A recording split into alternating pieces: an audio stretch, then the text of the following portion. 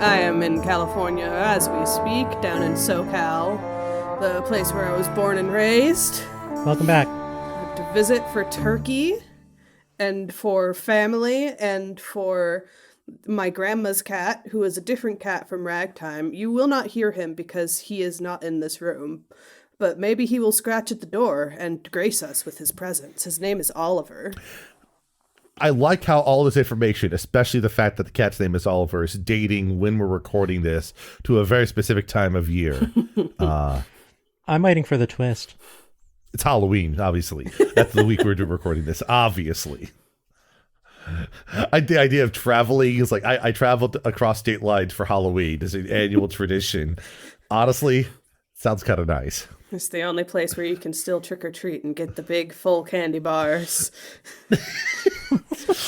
They're banned full-size candy bars in my neighborhood. They said that they could be used as a weapon to threaten local law enforcement. Lines.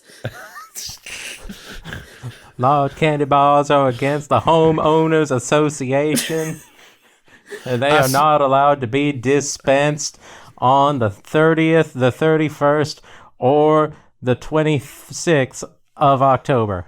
I also like to note here. It's like, I'm sorry. This appears to be a king size bar. I'm sorry. This is America. We don't have any kings here. All right. So I'm going to confiscate these. We're going to have to confiscate these. I'm going to shove these into a safe place in my mouth. Sarah, do you know there used to be a California turkey, a species of turkey unique to California? It's been extinct for 10,000 years. Did you do this? I did not know that. I prefer pork over turkey, but like it's a possibility. Maybe one year. Just 1 year. Well, I'm just I'm one sure year we'll, was I'm enough. sure we'll find it within our hearts to forgive you. Well, listen, even though we'll go to the article and add Cosmignon's name in there, not only to blame her for the loss of the California turkey, but also to plug her web store, Yes. Plug my web store at cosmignon.square.site. Oh, I was going for the fact that she prefers pork. I don't know when this episode will come up. It'll probably be like after the holidays, but like I do have some Dice Funk stuff on that site. Actually, this is legit. This is not a joke anymore. I have so many sticker sheets. I am drowning in them. Please consider. This is the sound of Sarah being just dragged off the scene of the crime. So like, I still have sticker sets. Please, for the love of God. Well, we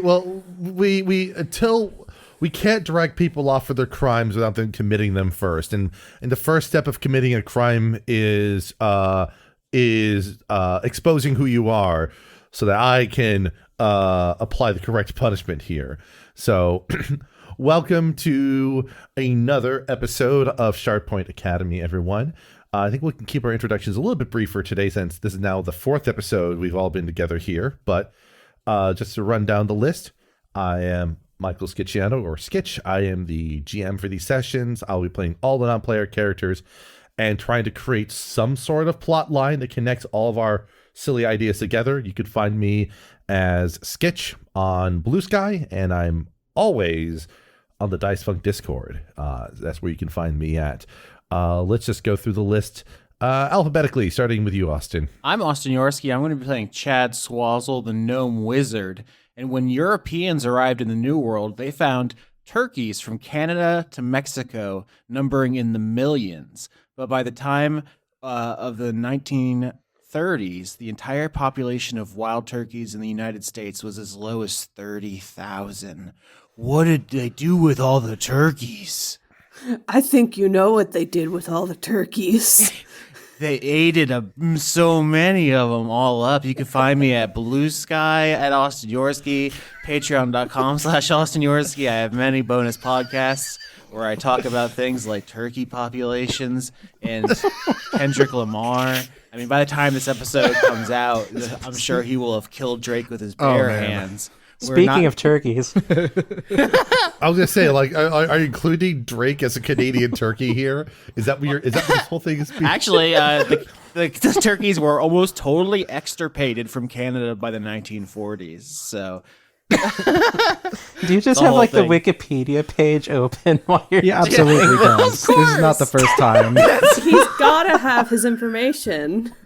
That's like half of my bit. That's that's like the character of Austin Yorsky I play. The guy who's like saying stuff about dicks and butts and then suddenly just eloquently talking about like 14th century Irish literature in a way that I didn't memorize. Come on. I'm still going to call you out on it because it's funny. Well, and to be fair, I mean, like, I will admit to doing the same thing when you did the whole Big Papa reference in the final arc of last season, because nobody else knew it. I'm like, I know where this is going. I just have to. I am 90% sure this is sure, but let me just type these lyrics into the search engine. Oh, look, it is exactly what I thought it was. Did he throw his hands in the air like he was a real player? That's exactly what I did. I assumed if no one knew, they would just Google what I was saying and figure it out from there. But it was funny. Listen, too. I could infer that you were saying some kind of like lyrics, but like I couldn't care to like Google it because we were in the middle of a big boss fight, and I already have to keep track of so much. Were you referencing the 2001 Keanu Reeves classic film Hardball? I was not, but I should have. That's kind of my thing, where everyone else is like, "Oh, how are you? You gonna see the family this Thanksgiving?" And I'm like, "In 1986, The Cure released." I'm just like, "Shut! What are you doing?" I that is just God. That is great. I really should do that more. If a student asks me how I'm doing, I should just answer with just a non-tangent fact that just begins like I'm just reciting a Wikipedia article I've memorized just for this occasion. Oh, I just had a great idea. If anybody asks about Chad Swazzle's family, I'm just gonna read from the Wikipedia page of Dan Reynolds, lead singer of Imagine Dragons, and just say that's all his stuff. Yeah, actually, I'm the seventh of 9 gnome children. My parents are a lawyer and an author. I was born in Nevada, and just You can't be 7 of 9. You're not hot enough. damn, that's true. Yeah, you're not. Skitch, in Wow. terms of alphabetical order, is that Fornea or me next? Well, I'm going by here's the thing. You two can decide that between yourselves and Discord. But it's I was thinking about starting with the standard season Dice Funk veterans anyway. So Cosmignon in the house. I am on season 11. I'm in the middle of season 9. I will be in future installments. Look forward to that. You can support me at patreon.com/Cosmignon. Like I said earlier, I have a shop. That's cosmignon.square.site. You can find me on Blue Sky, Instagram, and Tumblr with the same username, although on Instagram I have _SD behind it because it won't let me use my normal username for some reason. Oh yeah, I'm playing as Eclair, the Aasimar fighter, and she is a fucking delinquent bitch who loves a good fight, especially if it involves a burning hatred for a destined rival. That's her favorite kind of fight. All right. Now the being said, Peter, hello. Hello. Bonjour. Bonjour. So please, for the record, can you state your name, your occupation, and why you've been brought to this court here today? What the? I was told specifically I would not be put on trial. As entrapment or something, I'm sure. Yeah. The DM secret is entrapment, I'm Peter Hunter. I'm at Pretor Hunter on pretty much every platform except TikTok and the new Pokemon trading card game where they would not let me use my username I use on every other platform. I was fucking infuriated. Just wanted to open up some packs and get some Sandshrews and shit, and they were like, no, you can't. It's fucked up. Why? Was Hunter too violent? I mean, I don't know, man. I don't know what it was. I even tried just Pretor, and they wouldn't take it either. And it was like, what the fuck? that's So, interesting. anyways, My username on Pokemon trading card game is Cum Bastard, and they didn't care. oh, that's why I saw that on Blue Sky today. That was you. I was wondering who did that. But yeah, I'm a writer and comedian, mostly known for my work with Riff Tracks. I produced Riff Tracks, the game. I also run a YouTube channel, which will, by the time this goes up, will be more active with some gaming and media commentary stuff and probably a bunch of irrelevant bullshit, just like the rest of YouTube. And I am playing, of course, the now president of the theater club, Ashlee Simpson III. It's a halfling rogue who's probably less somber than he was before, but probably more anxious because now he has all, the responsibilities of the presidency of the theater club. And I'm sure that won't come up at all during this session. Well, we'll see how things happen. We do have one more player who seemed to shift in the order on the list here a little bit here. No, absolutely not. I've totally always been known as Reth Fornea. That's something that I've had like stewing in the back of my head for like an alternate costume for several years now, and haven't told anyone because I haven't been able to get a primary costume yet. I see. Well, Reth Fornea, can you please proceed with your introductions for today? Oh, I suppose I could.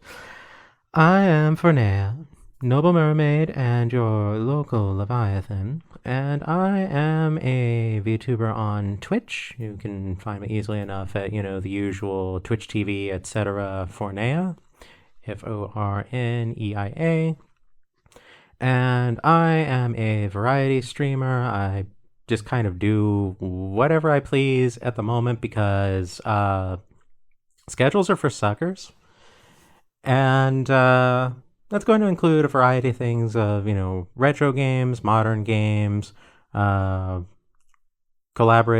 visual novel readings, Among Us, where I just kill all of my friends constantly and laugh and laugh and laugh and laugh and laugh about it, as well as some demonstrations of skill expression such as speedruns. I am available to find on Blue Sky at Fornea VTuber. And let's see here. I think that's about it as far as all of that is concerned. I am playing Phyrlass, an Owendon Drow, who I am using a homebrew warlord class for. And I'm just going to be dancing it up and telling people what to do. All right. So that is our, I'm not sure, is Motley Crue the appropriate term? I'm not sure if that's a... I wasn't ever really into that band. Chad Swazzle will do cocaine off the ground like they did, though. Yeah, listen, I expect nothing less, Would Chad Swazzle kill someone in a DUI and get the conviction overturned? I don't think he's that far into it yet. We'll see. I don't know. I'm reading the Wikipedia for Dan Reynolds, and he seems like a pretty good guy. He was raised in the church, but apparently he left because of their homophobia. That seems pretty cool. He also would have had to give 10% of all of his ridiculous amount of money away. Yeah. I don't know. I'm coming around to Chad Swazzle, a.k.a. Dan Reynolds. Just finally, 4 episodes in and you like your character. Good job, Austin. How can you not love this guy? Look how little he is. He's only little because he's in Discord, Austin. That's not how big he's. That's how not big he's in how big person. a human man is. You also have to put there's no objects for scale. He could be so tall. I don't know. I can fit him in the palm of my hand right now. In fact, if I open up on my phone, He's even 6'4", smaller. Austin. Golly. Come on. You know who I could pick up in my hand, like, with ease, is Chad Swazzle. He's a gnome, right? I can pick him up. Absolutely. I'm like a normal-sized ASMR and not tiny. Weren't you carrying me around during the whole Pippin thing last episode? Phyrlass was. No, Phyrlass was that was me. carrying. That was me. Keep your dominance straight, damn it. I knew someone had me. Okay, so carry me forward. All right. So, in terms of being carried forward, we are going to pick up where we left off. So so we've had the premise that the school's past century of records in the Century Book has had some clerical mishaps going on or something leading to stretches of it being left blank. we have resolved one of those blank spots, and so we know how to fill information back into the book with the competitive baking that happened earlier. We have an answer for one of the other chapters by proxy of the Pippin effigy that was burned to the ground under order of the new president of the theater club. I believe that's what they did, right? Yeah. Right, yeah. Ashlee? They burned everything down? Sure. Why not? I mean, I think we mostly just raided the props closet for cool stuff. We raided the props closet. We've burned the script of Pippin. Cursed that it is. I have the gun from Andy. Get your gun now. Oh, yeah, I got like a sword last week. That's like legit, right? I got like a +2 sword. Do I get to keep that? Yes. It's a +2 cut rate. It's a +2. It's a poorly refurbished Vorpal sword. See, it wasn't refurbished. It was ruined. That's why I said poorly refurbished. Poorly maintained Vorpal sword is but the refurbished is funnier. Now available from know. other sellers. It is refurbished like in the same way that someone fucks up an art restoration. Listen, at least I did try like an overly like trite sort of like a bit of wordplay, like call it like a Dollarstorpal sword or something. I didn't say that at any point. Austin, bleep that out. That was not appropriate. I forget I have those powers. Get him, Austin. I'm reminded okay, before I know we're running a little long in here, but I have to say the first instance of Austin actively bleeping something out was when a player tried to have their character's middle name be every. Well, no, it was like the this Pokemon rap. No, it was what Austin covered someone else's middle name with, right? With the Pokemon rap. Yeah. That was good times. And speaking about good times, hopefully they're here soon because we have 2 more topics to resolve. I believe the push was to deal with Chad's problem first. And the problem that is of interest for Chad is in the Century book, there was a documentation regarding the first major rally ball title that the Shardpoint Crystals had won. And so the question is, what is the best way to sort of restore or replace that with equivalent information? So, when it comes to like a record of a sports related thing and something, the most important thing that a lot of people want to have in there are what are the line by line stats of what the outcome were, right? I think you and I maybe have different approaches to sports, but I love that insight into you and your psyche. Well, no, I'm talking about like looking like particular records and stuff, right? In a newspaper, Sure. or something, you'll have like the box score and such there, right? Yeah. So to get to the box score, as it were, there's a couple ways to do it. And the one thought I had is like, oh, what if there's like a Stratomatic version of Rally Ball that could be played? Like someone has created a simulation of the game that is done with dice and tables that you could use to sort of simulate out a game. And using we could do a Blood Bowl version. Right, exactly. Like, yeah. What I find also wild funny about the reason why I bring up Stratomatic is because the fact that Stratomatic sounds like something that would exist before video games, and you'd be right.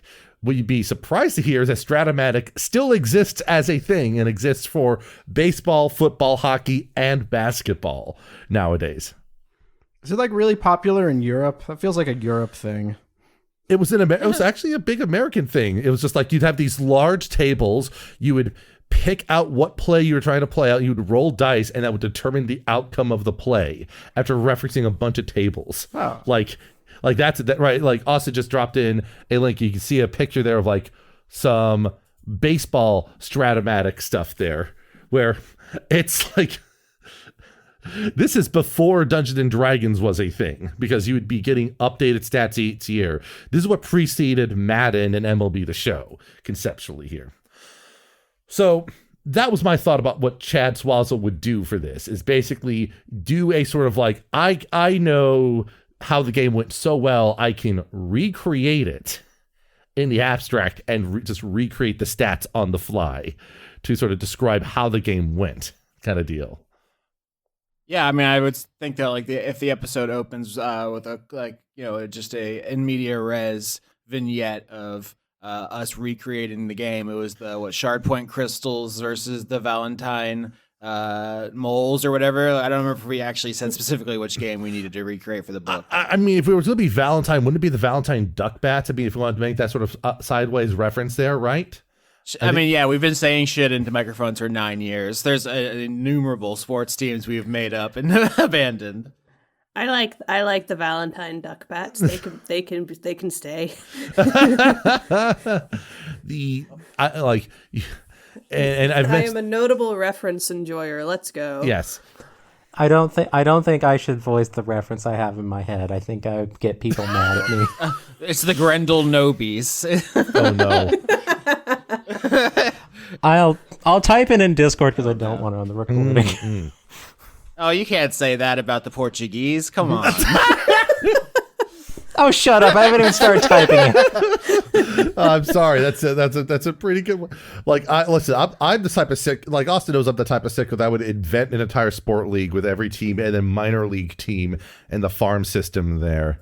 I've never gone that far. I have invented my own fictional leagues with teams and simulated their schedules. See, that name would be better for Grendel anyways, Fornea. So, like, not nearly as insulting to the Portuguese as promised.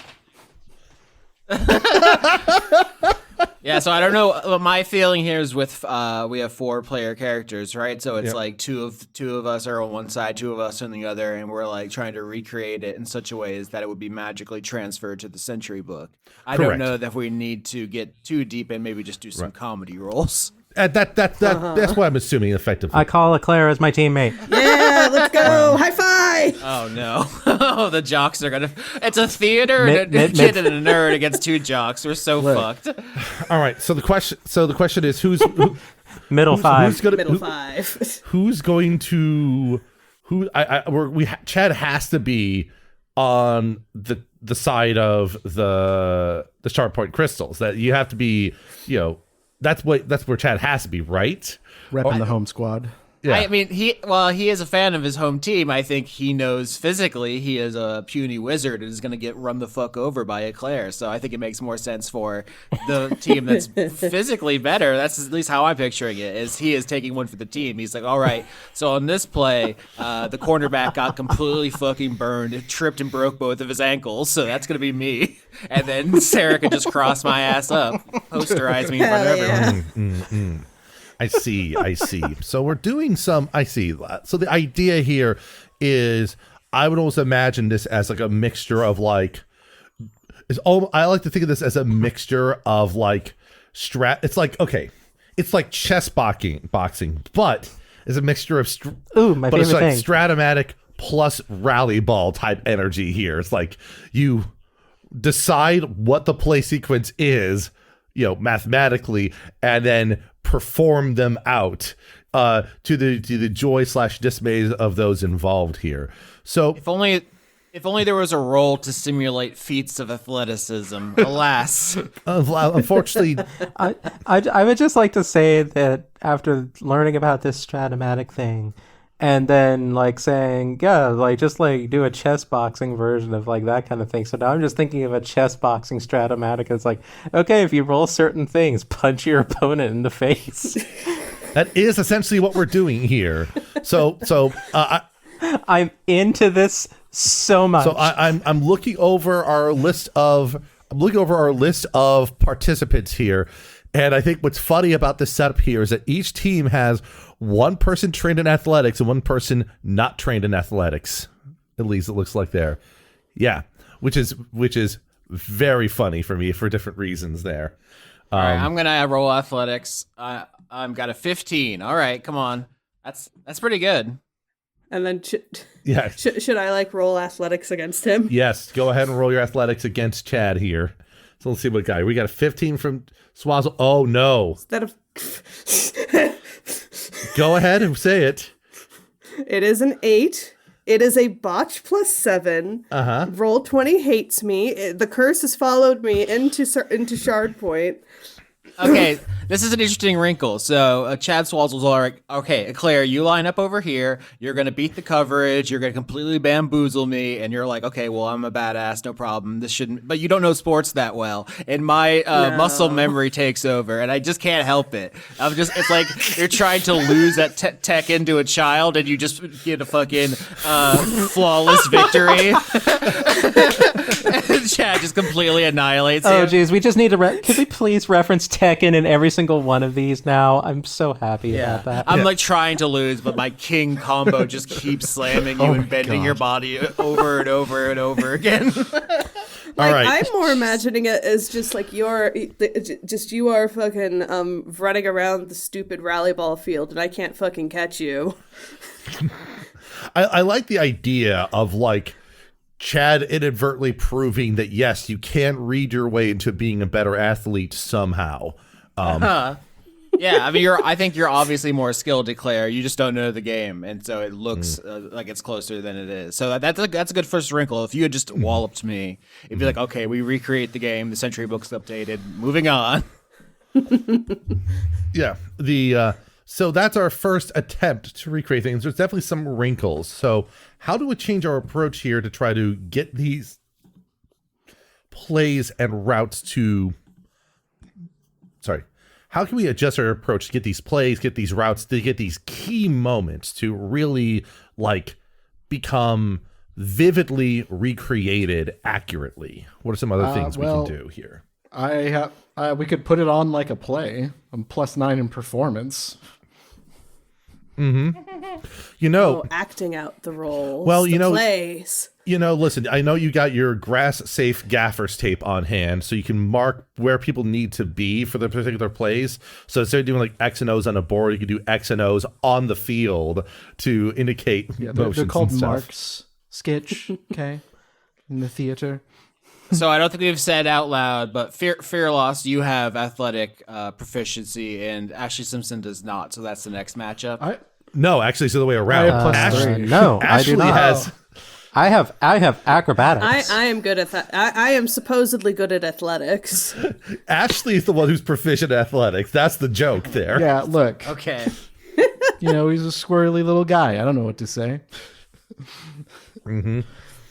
All right. So for our next sequence here, here's my question for you, Ashlee. Who do you want to give advantage to for the role, yourself or Phyrlass? So wait, we don't want to win. We want the other team to win. Like what? Well, I guess it comes down to how you want to depict this whole sequence out here. Like presently, Chad proposed that you and him are the Valentine Duckbats versus Phyrlass and Eclair, sort of recreating the Shardpoint Crystals in this case. Okay. Here. Well, then, I'd probably give the advantage to Phyrlass. It's more dramatic if we have, we score a point, they score a point. Yeah. Correct. Yeah. So right now, that's what the stakes are. So let's stage this out. Let's do an athletics challenge. I roll off here, Phyrlass with advantage. Phyrlass is basically spending the entire time matching all of Ashlee's maneuvers and basically trying to actually keep in sync and tandem with the performance as opposed to trying to show anyone up. Yeah, Ashlee is probably stoked to work with a competent performer for once, so like he's not, he's just gonna let it go on for as long as possible. All right. I flipped a coin. That means I rolled a d20, and it rolled above a 10. So I'm going to say this breaks favorably for your goal in this case here. So, yes. So in this case here, it's I guess what's kind of nice about it is that I like to think of the choreograph sequence here because I forget how rally ball's played out. I think it's Blood Bowl, but with soccer instead of football, effectively, Austin? It's violent soccer. Violent soccer, right. More violent soccer. Right. So in this case here, it's almost like you two are sort of running razor thin edge on like messing up and possibly like effectively cleating someone in the shin or stuff like that, but you barely avoid any sort of like negative consequence, any sort of pain or stuff like that. and you're able to get like a sequence where Phyrlass is able to sort of like slide in to do a tackle to get a steal off of Ashlee and pulls it off just right to make the sequence work accordingly there. So we have one negative result and one positive result so far in terms of resolving this. So let's get one more kind of check going on here. It's like Rocket League if the cars were people. That's actually a good way to think about it too. Yeah. I was thinking about casting Enlarge Reduce, maybe to make Eclair even fucking bigger, so you could truck my whole shit apart. Eclair, never mind. Just, I like the enlarge reduce idea, and I was also thinking like, because I think we like had our long rest stuff reset after like the initial getting of the century book. I don't remember, but the important. The important thing is I was trying to figure out if I could use my Celestial Revelation or not. I think I might have used it. I think you used the one that lets you fly around and stuff. Mm-hmm. That you use that during the fight with Opal specifically, I remember. Right. So let me see if there's anything else I could do to really punch up this performance. This soccer fuckery. Mm-hmm. I would just like to say that Enlarge gets cast on Eclair. Phyrlass is still taller. Thank you. I was going to point that out earlier, but I just let it go. I could say there's a couple ideas here. You could use Long Strider. You could. I only think of two options here. You can almost use Long Strider or Fog Cloud to try to recreate some things. Maybe the latter could be a way to simulate the field conditions in some way. I think I could use let's see. How about I use Fog Cloud and we do whatever like ability check or roll we do, and then if like that fails, I think I have something in my like features that I could use as a back pocket thing. All right. So here's what I'm seeing here. Eclair's been enlarged. There's a fog cloud that is placed around the rally ball as Chad goes in to try to take it down the field. All right. Let's do another contested athletics check. And I forget what Enlarge Reduce does to help out in this respect here. I think it would just give you advantage on strength-based stuff. That's what I would figure too. So let's get another athletics check, this time with advantage. One more time. 5. All right. There we go. 27. It's a crit. I'm gonna smash your skull in. Yes. So this is how I picture the iconic. I have an idea in my head. Austin, do you have an idea how you want to have this finish off? Because I have one in my head here. I mean, I think if Chad is like trying to coach this whole thing, he's like, you need to be over there, and then we're gonna run a running back sweep with an option. You know, he's like field general, and then he's like, all right, we're gonna drop a cloud over here, and then he just wakes up in the infirmary. Yeah. Yeah. So that is where we're gonna smash cut to. Just straight smash cut to the infirmary with Chad like waking up in a bed with everyone else around him. Because what Phyrlass brought the table with everything in an immaculate position. Because what happened? Was that? Sorry. It's Eclair ran through me. I like to go ahead. Just Chad woke up in Skyrim. He got really bad. I like to think that Eclair ran up, reared up, and like just kicked as hard as she could, and kicked the rally ball into Chad to send him flying into the upright. Can I get my spell slots back for the long rest that I needed for the brain damage? I'm just imagining like Eclair like running up, kicking the ball, sending Chad flying, and he like gets fucking smashed into like the like stadium lights, and there's like fireworks. Yeah. There's two ways, right? You have the natural conclusion, which is hitting the ball into the lights, and they start sparking and bursting flames. The other option is you do a quadruple doink. It hits off both the uprights, bounces twice on the center post, and then falls past and that's the winning goal there, you know. In the Century book, there's a photo of the game-winning score where the ball is like going into the net. But in our picture, it's hard to tell because it's the technology isn't perfect. But it is Chad's like crumpled, mangled body instead of the ball. Yeah, it's the body wrapped around the ball. I like that you're just clutching on there.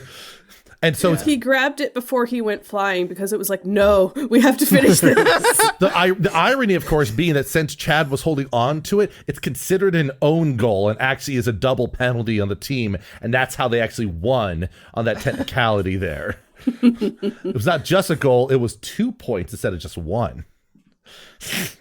All right. Oh, that's the best he could have hoped for. He not perfectly. He recreates it in a really fucked up way, but it still counts because we got the right moments. All right. If you want to grab anything from the infirmary before you bolt out of there, you're welcome to it. But if you want to debrief from all that mental and physical trauma, you're more than welcome to it. Just stay there, Chad. You've been knocked out for like a day. Did we win, Coach? Yeah, we The won. enlarge is still active. Yeah, Eclair is just towering over me. I'm in a full body cast. I really liked the sensation of being big. I'm going to chase that next time I learn any spells. I'll see if I can become big. I would highly recommend it. Once you go Yeah, big, like I look up at you, Phyrlass, and I'm like, there must be some pretty good qualities to being larger than your opponents. There are many. I say, Eclair, my sports potion, please. I need my potion. Oh, yeah, you've got like sports potion in your bag or something, right? Oh, I need the electrolytes. Can I roll a constitution save to poison myself with my athletics elixir? Roll your constitution save for me, please. Okay.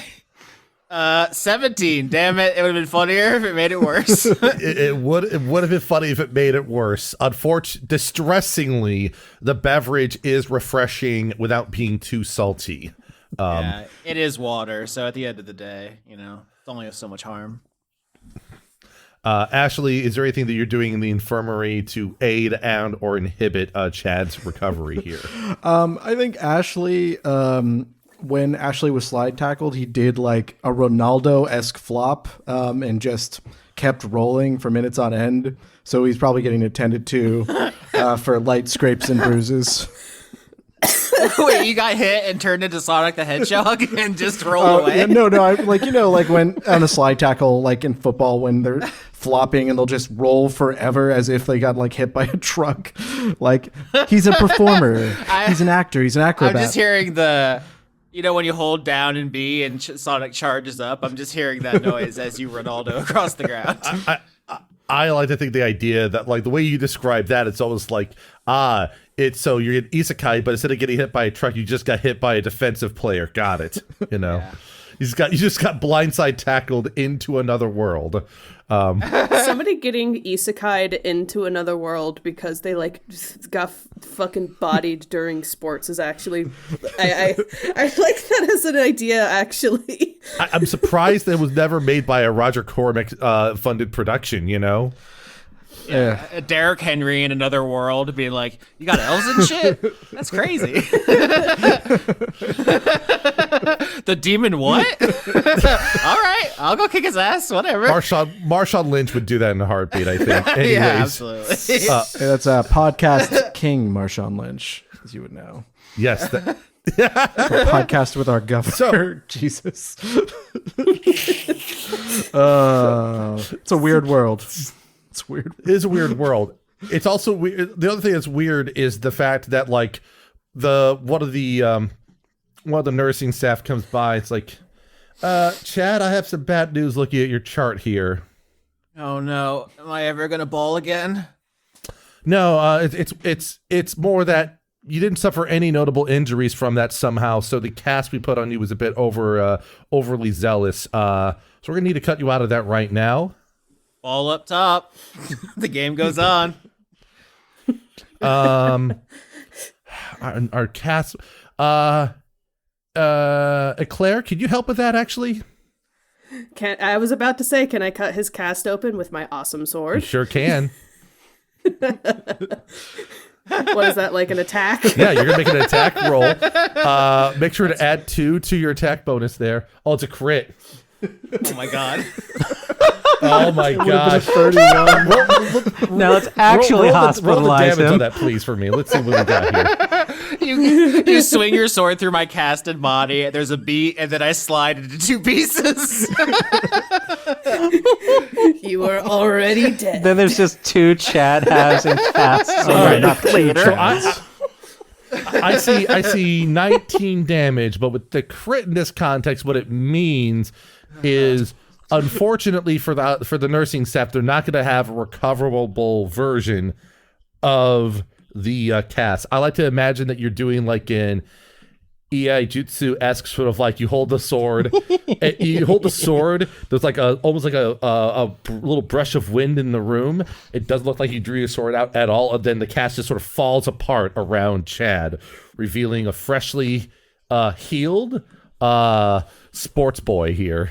Cherry blossom petal ever so tenderly lands on my sports whistle. Mirare Setsugeka. Yes. Yeah.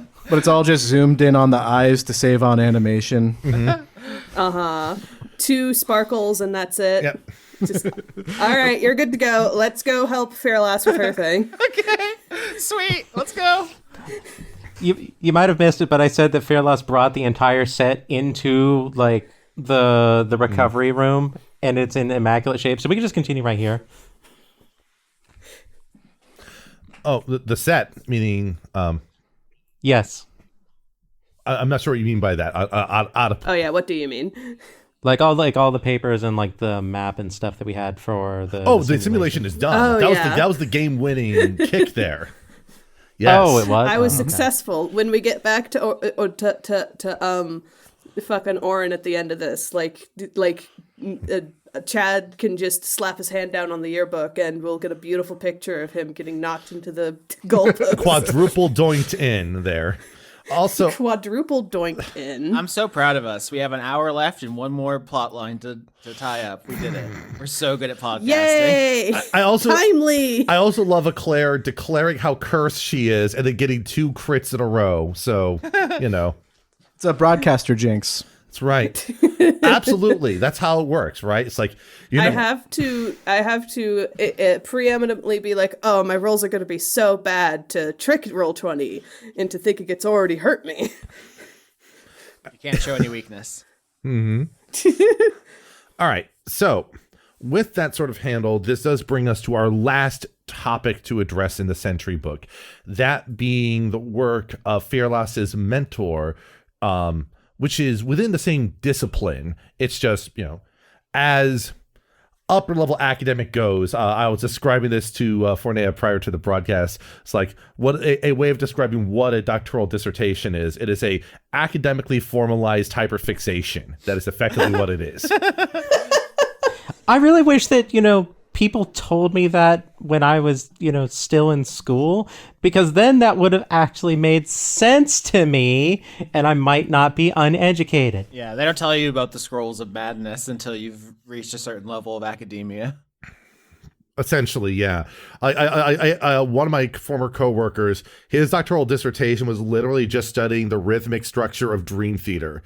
That was it. Hell yeah. It was like it was like over 100-page long on just the rhythmic stuff for one specific band. That's what music doctoral dissertations are at the very least. To be fair, that one specific band is Dream Theater. It's not like you're doing... What's the name of the thesis? Like, Pull Me Under, a rhythmic exploration of Dream Theater? Oh, gosh. Now I gotta... Oh, God. 1 second here. One of my favorite of all time marketing things is that the Dream Theater Greatest Hits album is called Greatest Hit and 20 Other Songs. So I hate to disappoint you. No, the name of the paper is Metal as a Gradual Process: Additive Rhythm Structures in the Music of Dream Theater. Oh, that's pretty good. It was a music theory dissertation, which goes into things, Greatest hit.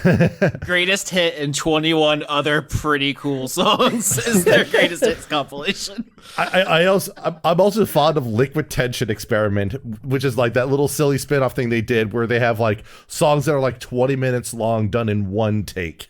Whoa, that's cool. Yeah, it's pretty All dope right. stuff. This is great. Phyrlass. This is great content. Great content. So your mentor has done research into the same discipline that your character occupies.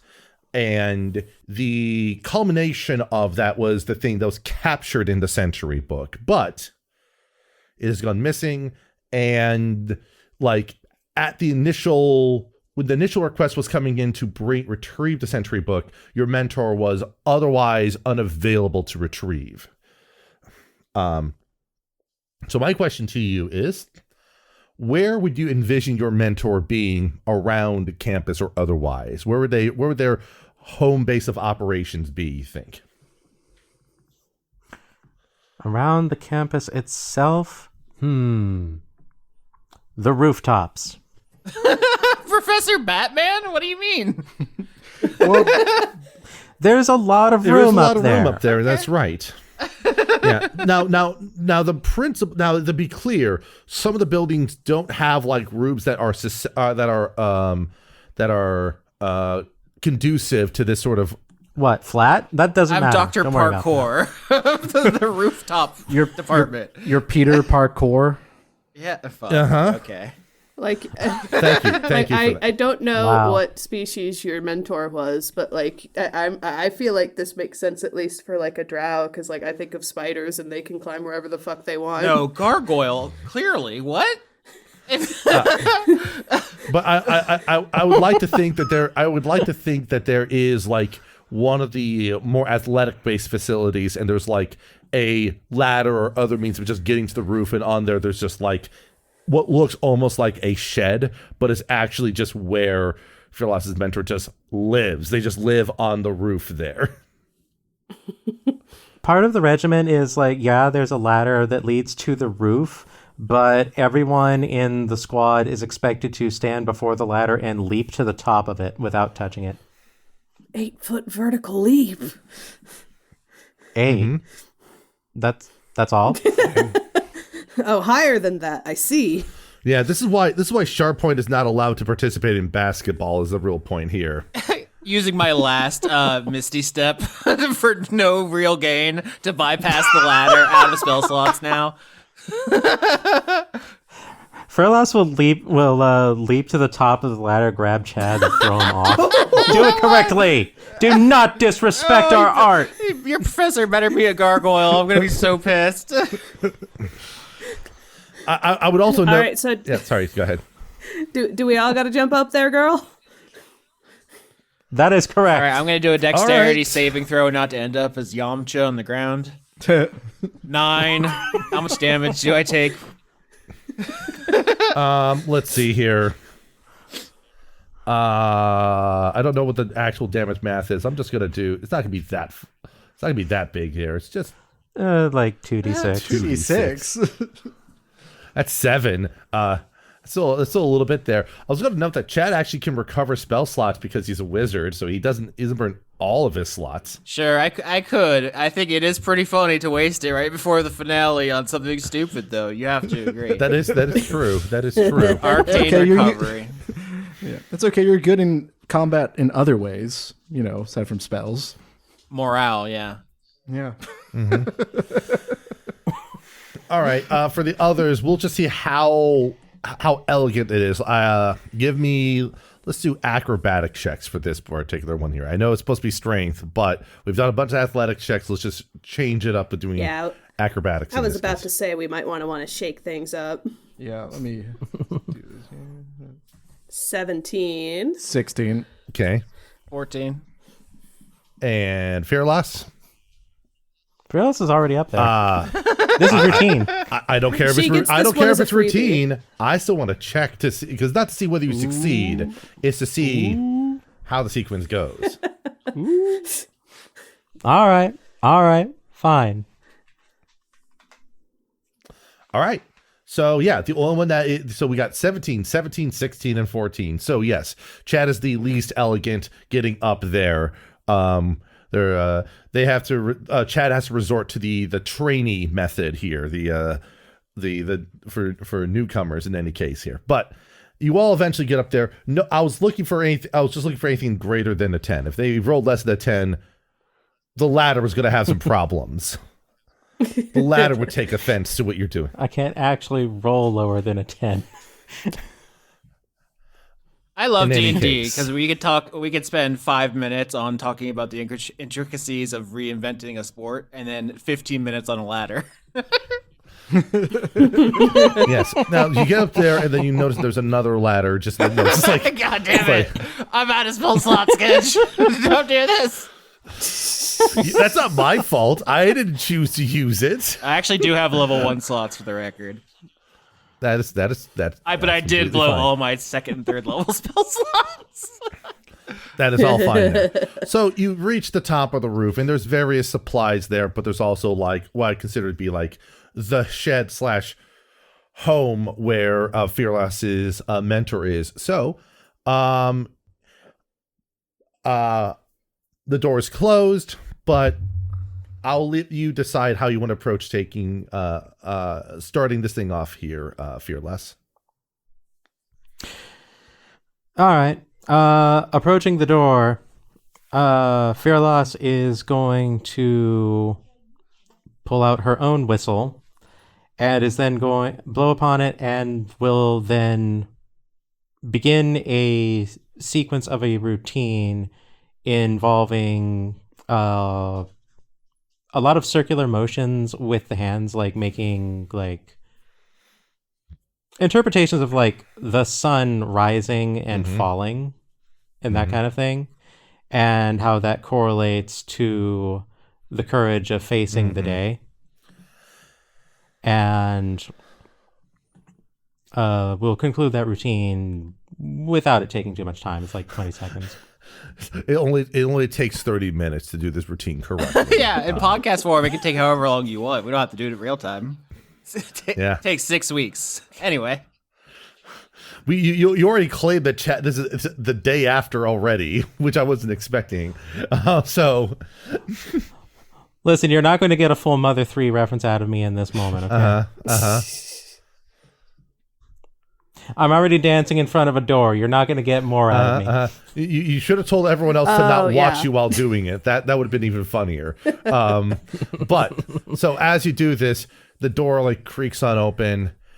And a person sort of pokes their head out. They look, okay, I was gonna say miserable, but that'd be overselling their temperament on a positive side. It'd be underselling from a negative side. They look like they either have not been sleeping for days or they just look like otherwise just drained.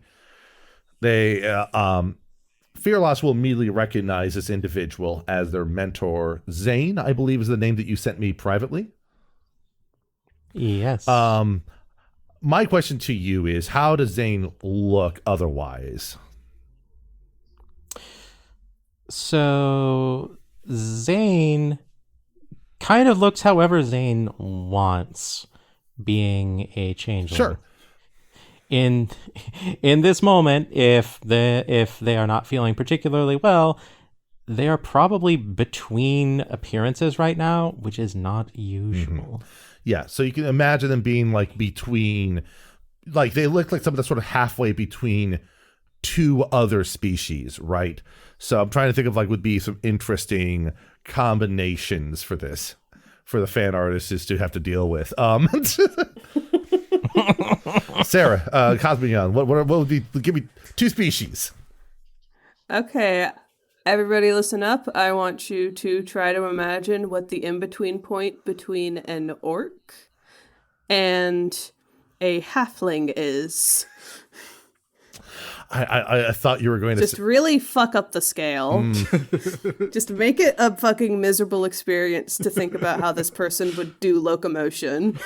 Those Animorph book covers got really weird towards the end of the series. They sure did. like basically on on the Atomorph scale from 1 to 6 or whatever it is. They're like, this person's having on like a 3 to 4. You know, they're definitely in the middle of the whole thing there.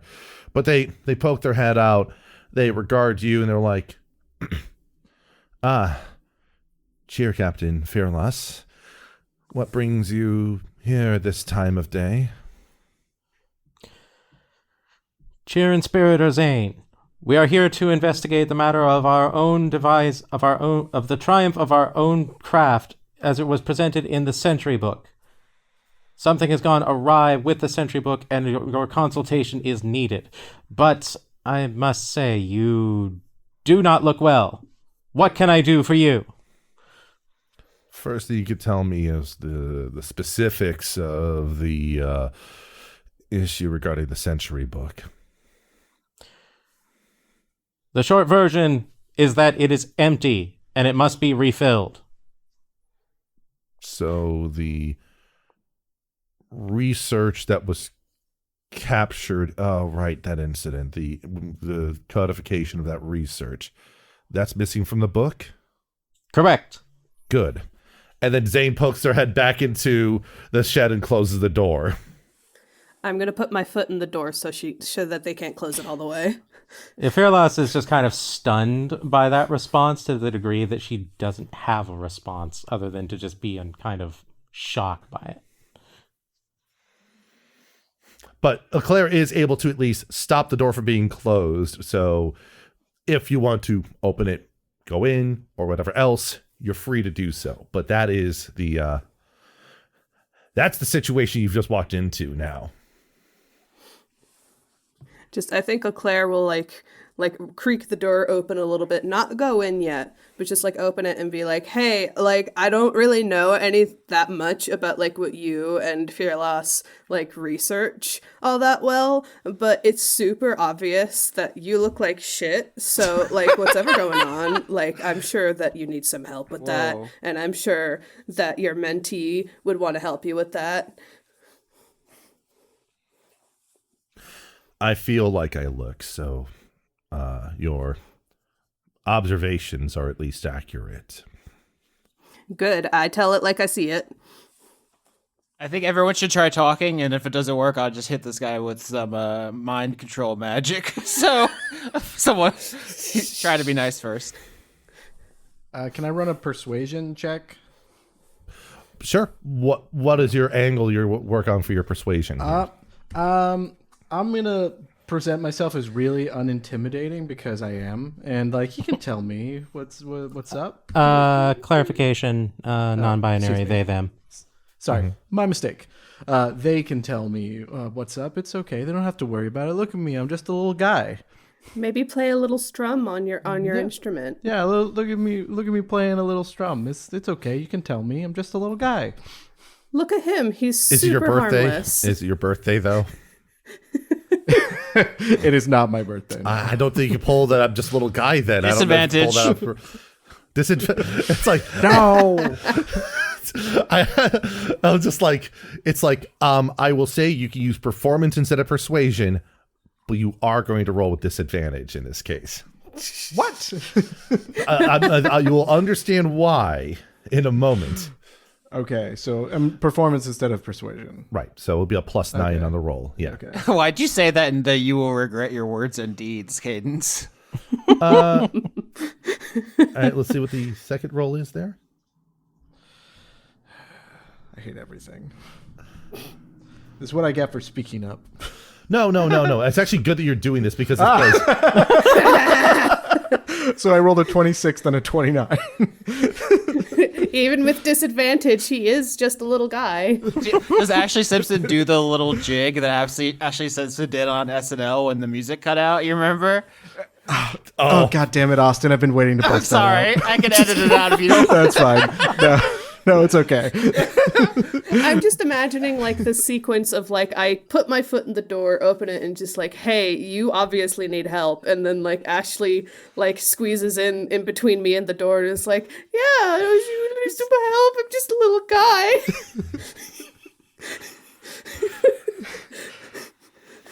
I mean, yeah, well, Skitch, you can determine how that knows, but I'm into it. Like, basically, it's like you open the door, and when you look in, you see like the entire place is just sort of like it's a bit of a wreck. Like things are sort of are like cluttered, disorganized. Things are not well put together. There's like things that were posted up on the wall that were then had other things posted over them to cover them up. So clearly something has Zane really, really down for some reason.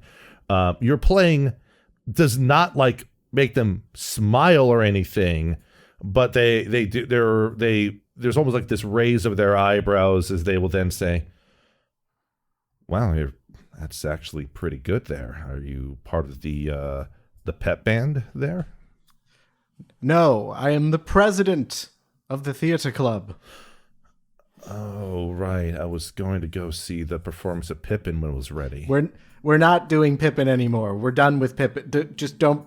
I'm sorry. Just don't bring it up anymore. We're done with Pippin. I see. That was good. That was I had my entire day blocked out for that too. Oh. Look, it's gonna be better. I could talk forever about this. It's been a whole fucking ordeal. But I want you to talk to me about your ordeal. I'll at least give you an explanation about what I mean here. And Zane sort of makes their way back to the doorway so that everyone can see. And then Zane will just look to Phyrlass for a moment. It seems that your friends here are quite insistent, but my attitude remains the same. I,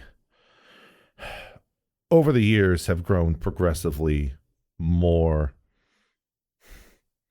I'm not sure if displeased is the correct word, but unsatisfied with the work that was presented. How do you mean? I have been endeavoring tremendously to advance the scope, the respect, and the capability of what we devised together.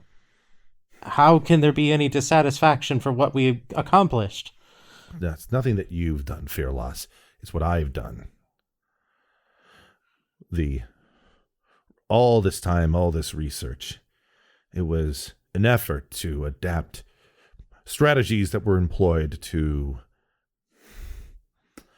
inspire victories in times of martial conflict. It was derived from the means of instilling fear into enemies in scenarios where the stakes were life and death. And even in my efforts to adapt it into a less violent endeavor, something just felt off in what I was able to conclude and what we had presented in the Century book. It's so combative, it's all focused on winners and losers that the more I tried to come to terms with it over the years, the more I've just have given up on wanting to advance it further myself. I cannot believe what I am hearing here. Perhaps I do not know what you thought when you originally devised it, but I know what I knew what I was going to use it for. I am going to use it to help those in need, for those who need just that little extra to accomplish their goals, to help them through their personal trials, their moments of crisis. Okay, so you got a choice here, all right? It's a superficial choice here. Like you can choose either persuasion or intimidation here. It's the same either way. It is same either way. That's why I said this is more about just. It's a very superficial choice. Yes, it is. Considering that Phyrlass has a history of going with intimidation when not happy, I'm going to go with intimidation on this one. All right. 21. You sort of like, I wouldn't say you make Zane look taken aback here, but there is sort of like a slight step back. And I want you to follow that. I want you to chase that with, again, this is another superficial one for you, insight or perception. one of your, you can choose one. This just changes the flavor of it, and roll with advantage. You know, I always think insight is more fun to go with than perception. Then do it. 16. So basically, the best way to describe it is you see Zane take a little bit of a step back, like their eyes like sort of lift a little bit, because most of what you've been doing in your line of research has been independent from Zane, right? You and Zane worked for a period of time, but there's been a pretty good stretch where you've been working on your own terms, on your own stuff, because you've been building your cheer squad and all these things. And that has not been under the purview of Zane. That's been all under your purview, effectively. Yeah, pretty much. While Phyrlass holds tremendous respect for Zane, the entire mentorship was pretty much entirely over the course of Phyrlass's first year only, and has since then been broadly an independent research effort that has carried into the development of Leader Squad. Right.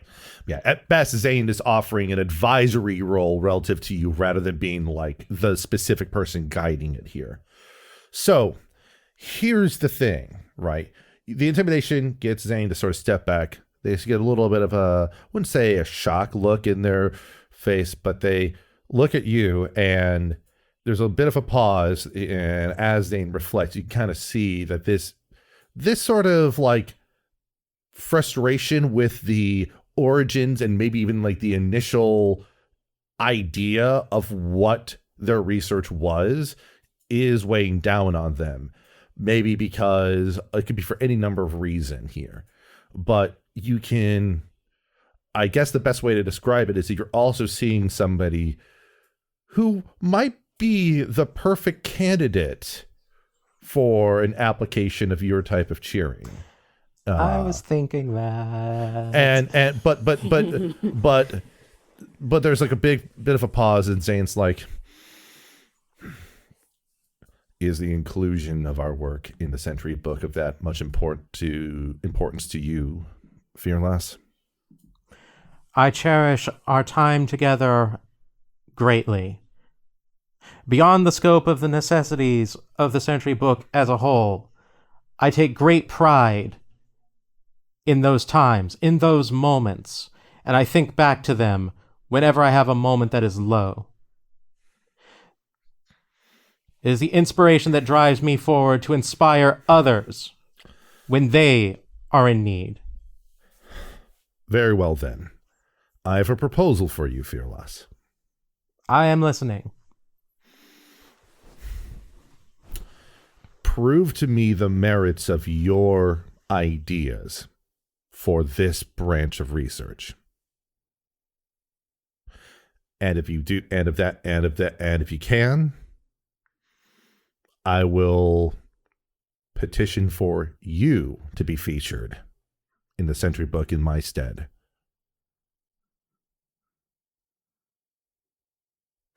And if not, I was already planning on resigning and, heading out to sort of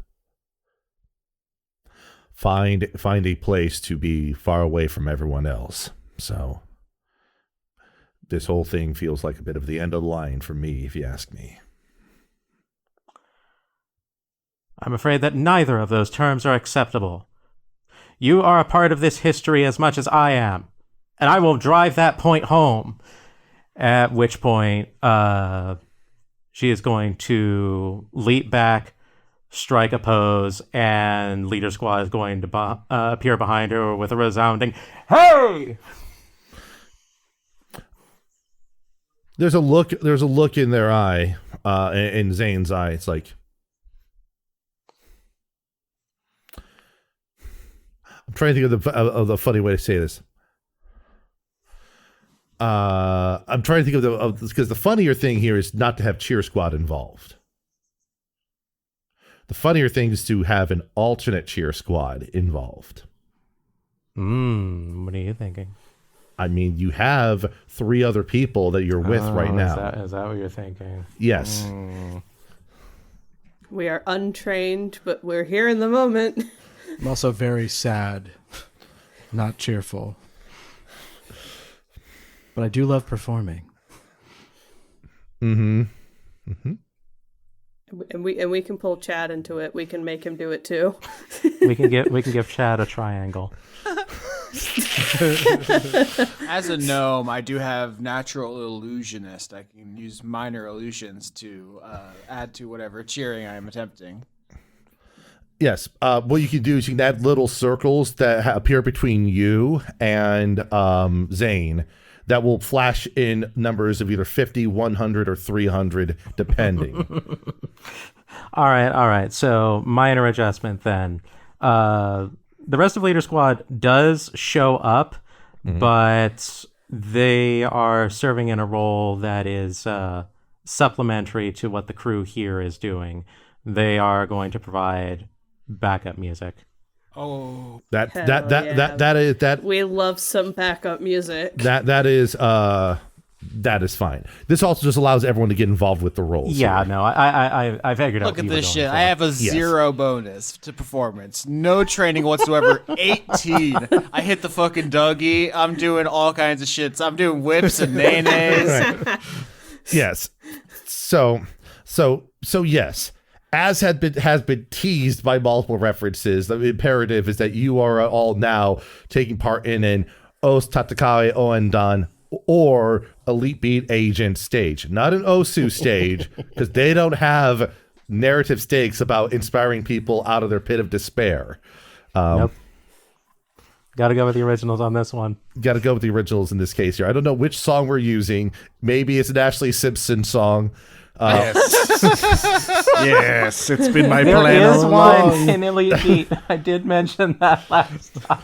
Or we'll just tap into yet another one of the public domain, the Creative Commons Nine Inch Nails tracks. I'm just thinking, like, what would be the most inappropriate Nine Inch Nails track to use as the basis for this? There are a bunch Can this of them. miniseries end with us hitting the gritty while Pieces of Me plays? Come on.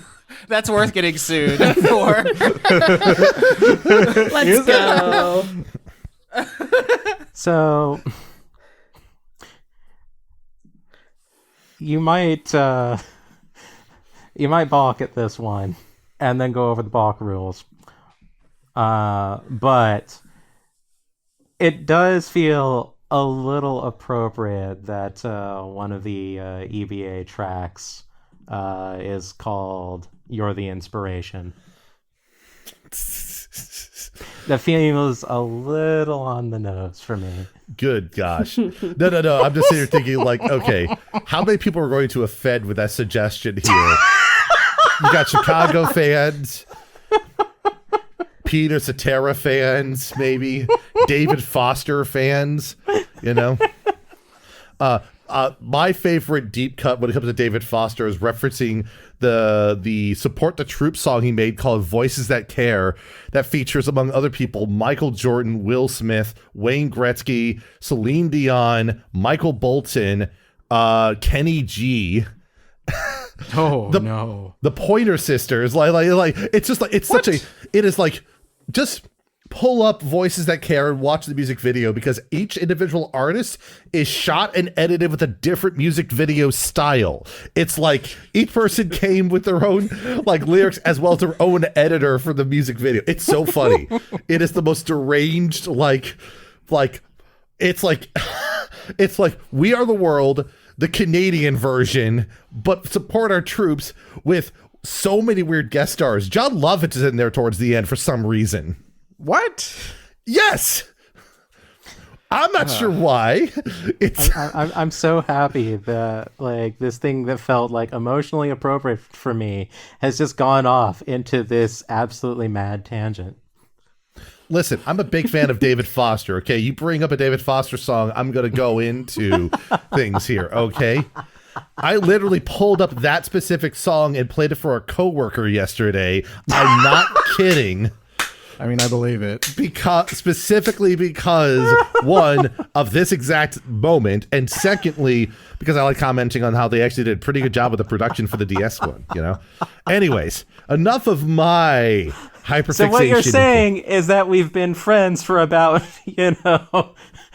over 15 years and are a bit on the same wavelength. More or less here. So yes. So here's my question to you all here.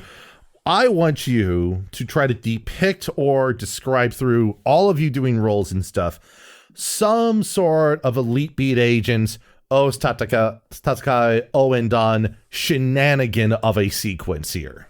I mean, I think I introduced mine, which is the Ashlee Simpson song "Pieces of Me" plays while I hit the gritty. Something that is very ubiquitous in the NFL as a celebration dance, but also I believe is in Fortnite, probably where our audience would know it from. It absolutely is in Fortnite, but it might be called the Grotty or some stuff, just to avoid it. Yeah. Yeah, Love not paying for things. All right, I'm gonna roll here. Performance, right? You can listen. You can tell me what you want to do, and then we can talk about the roles. If you want to do performance, I'm assuming you're doing something with performance. So, I'm doing something. I'm the only one rolled so far. I got an 18. roll performance. Tell me what you're about to do. Oh, I'm going to crit. I rolled a net 20 plus my performance for 29. Okay, this is going to go so much better than I've ever imagined. Okay, so I'm going to take 2 pool cue size sticks and I'm going to spin plates on them. And then from a non-existent background, I'm going to pull out a full-length dining table. I'm talking like an 8 top, completely fitted out with all of the fixins. Everything is set out there. We're talking salad forks, we're talking dessert forks, we're talking glasses for wine, glasses for champagne, everything like that. I am just doing the Ashlee Simpson jig she did when the lip sync went off on SNL in between all of this, and then I'm going to do the magic trick thing where I'm going to yank the tablecloth off of it, and voila, everything is still in place. And then from behind my back, I'm going to take out a bottle of Dom Perignon, and I'm going to fill all of the glasses. See, this sounds especially funny with "You're the Inspiration" looping in my head right now. This is very funny. It's like...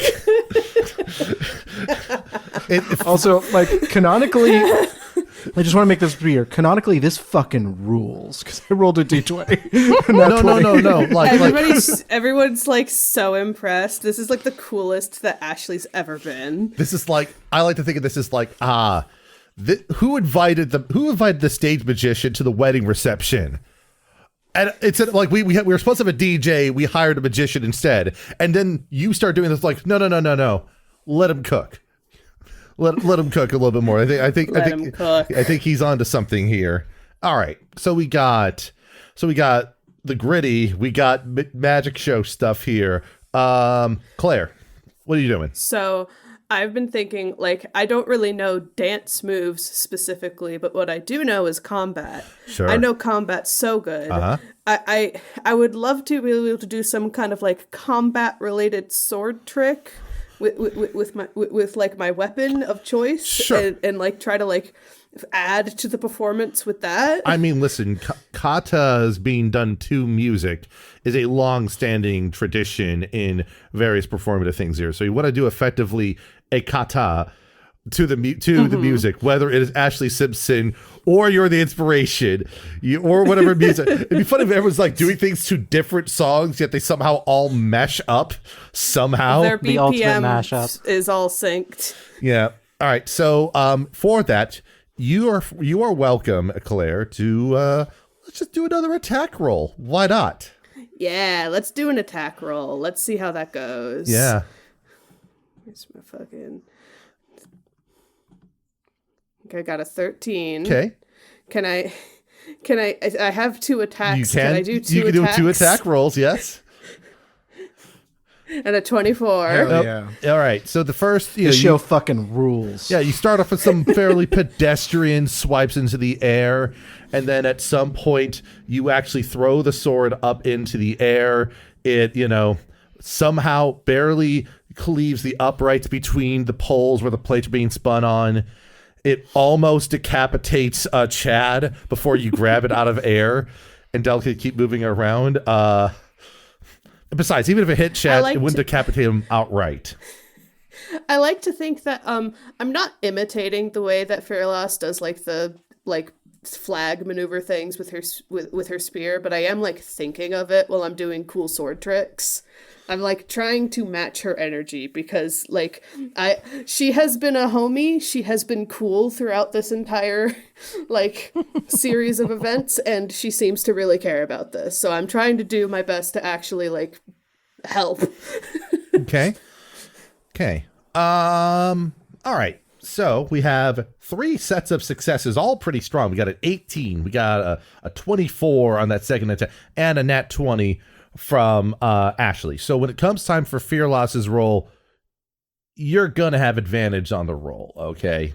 Because your peers have set you up accordingly for it here. Is there? I now my question to you is, how do you sort of depict like?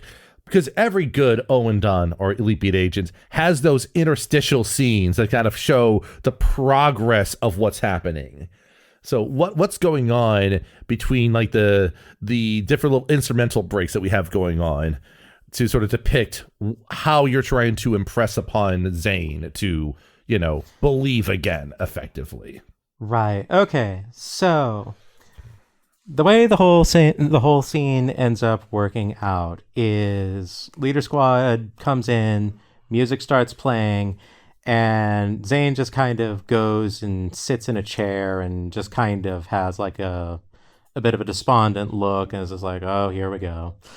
And then Phyrlass heads over to Chad as Chad does the illusionary stuff. And Phyrlass is mimicking the movements perfectly, keeping in step.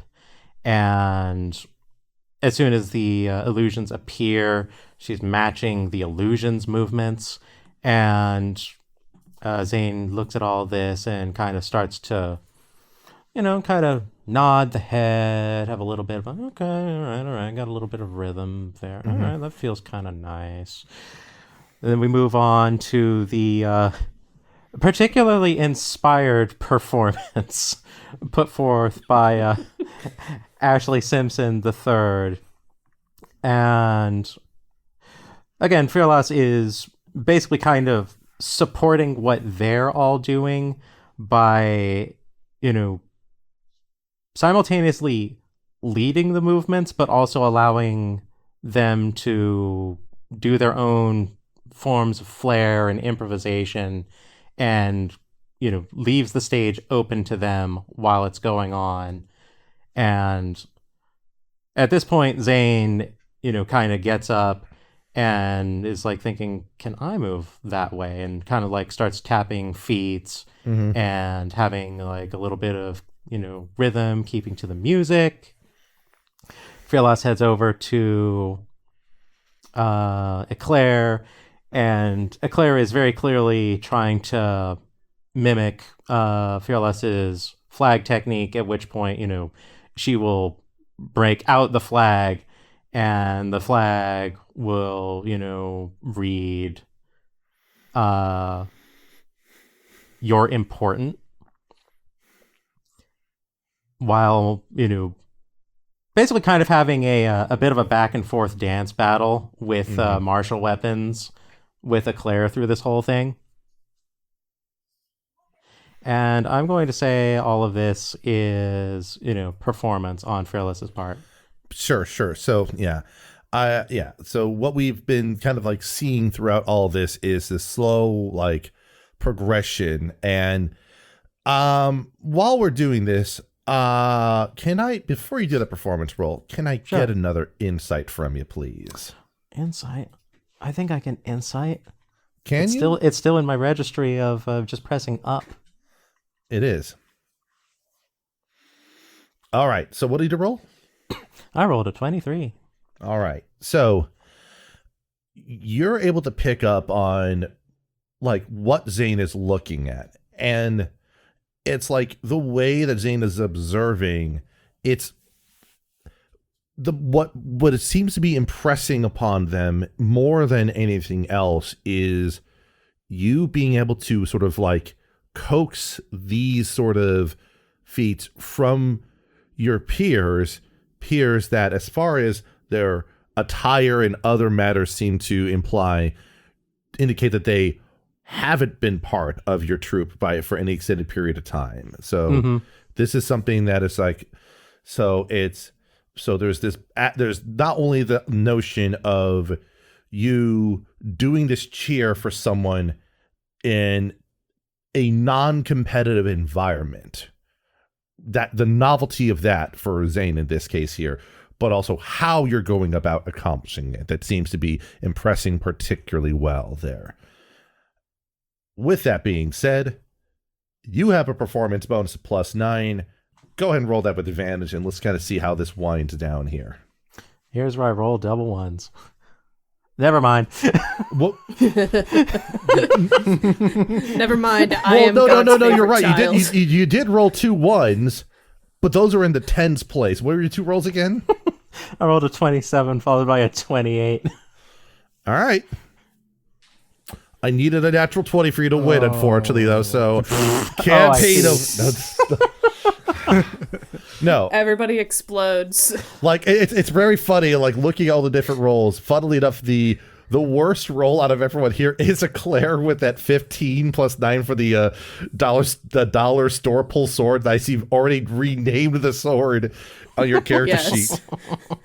I like that because, like, Eclair is, like, still not, like, in quite, like, the correct vibe to do, like, be a performer or, like, do stuff in a non-combat situation, but she's trying. So, while I'll describe how Zane reacts to this, you, Phyrlass, are more than happy to describe how does this performance end. All right. If I'm being given creative license, I'm going to say that after concluding the dance battle with Eclair, Phyrlass is going to maneuver her steps, her cheers, her shouts over towards Zane, and is going to see the steps that they are doing, mimic them, and as they become continually inspired, the routine is going to mimic the first performance that Zane taught her years ago, and they will perform it together. I see. Also, I just dropped in a random gif of the stakes of the scenario here, just...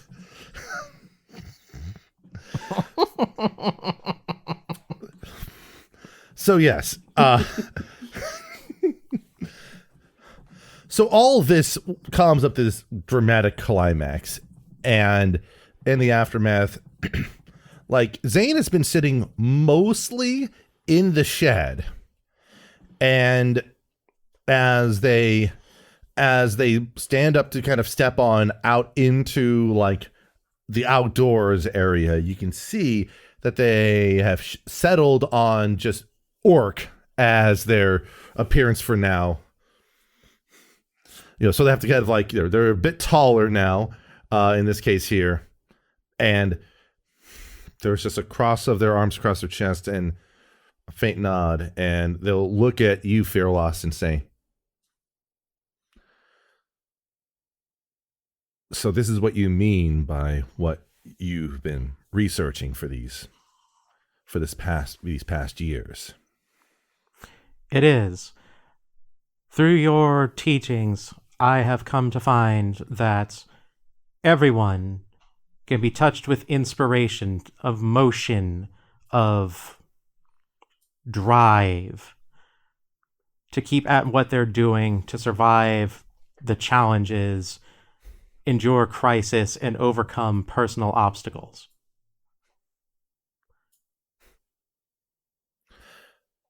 A part of me almost like to envision the notion of, like, there's like arms across, Zane's head tilts down.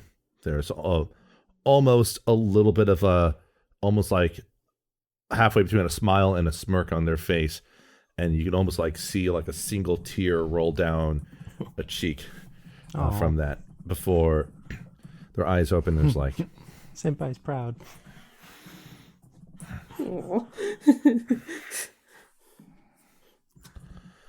well, I have good news for you, Phyrlass, and bad news for you. Go on.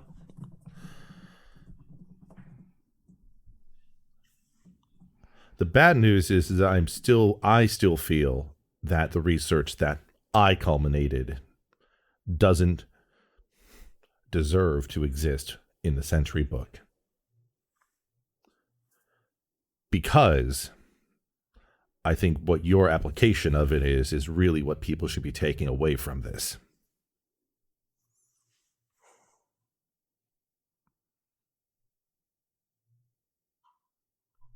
I am flattered by your words,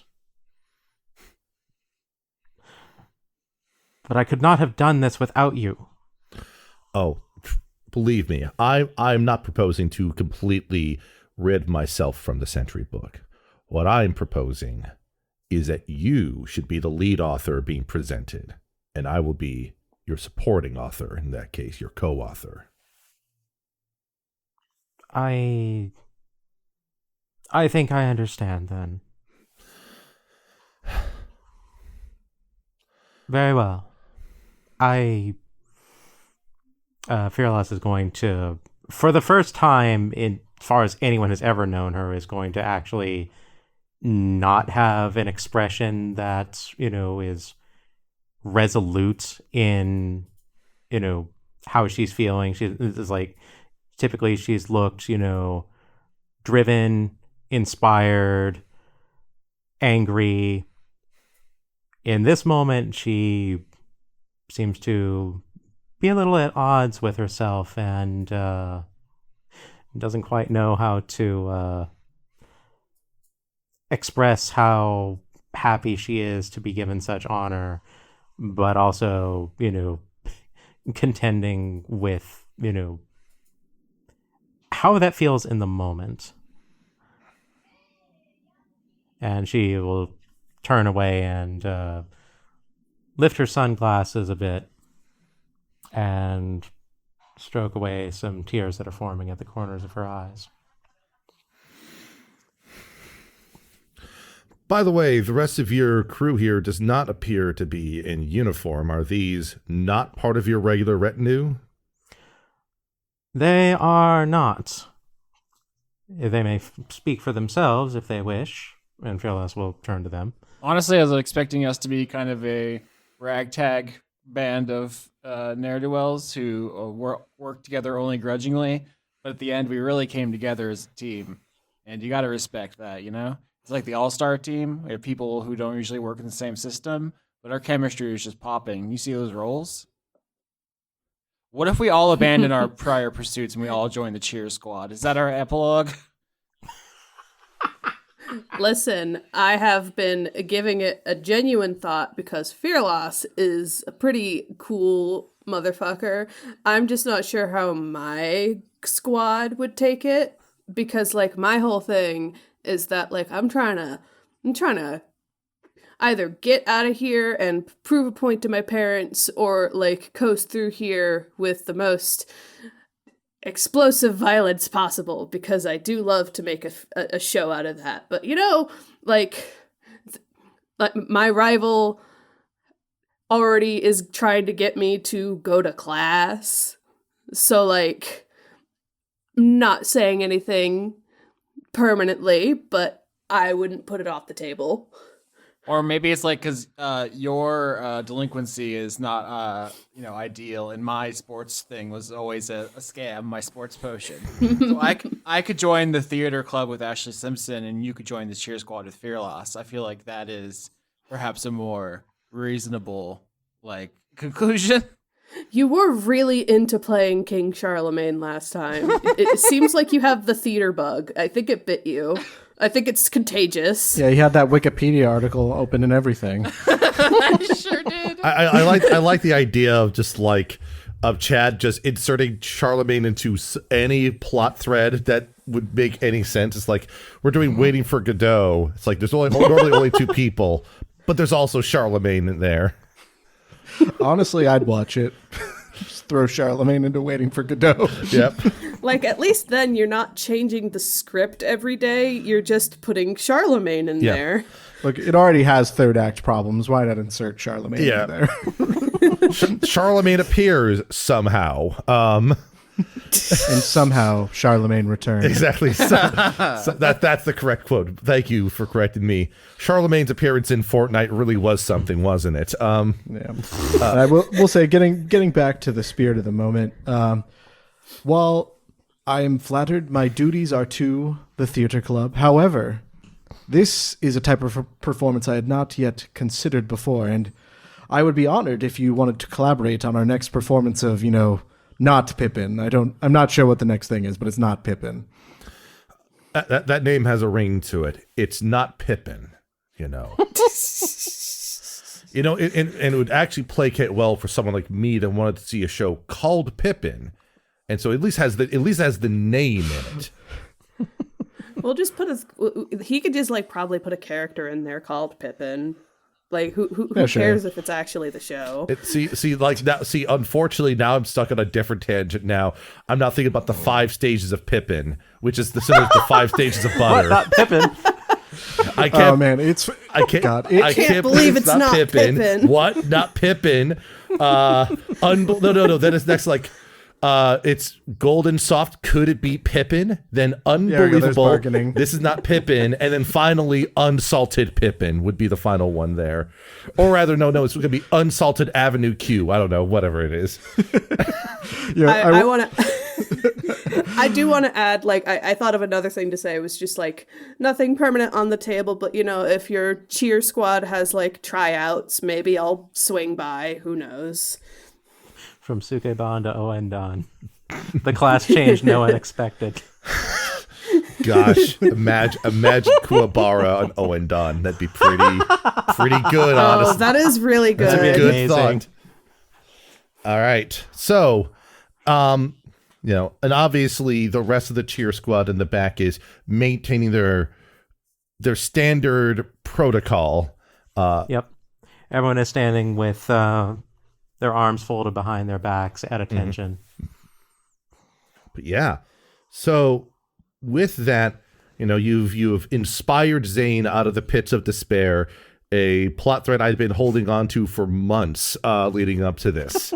I had a feeling this is where it was going to go. You made a point to keep me in the dark about it, but I had a feeling. It's I know this is going to go to something about this. Because I know you enough, because I would do that.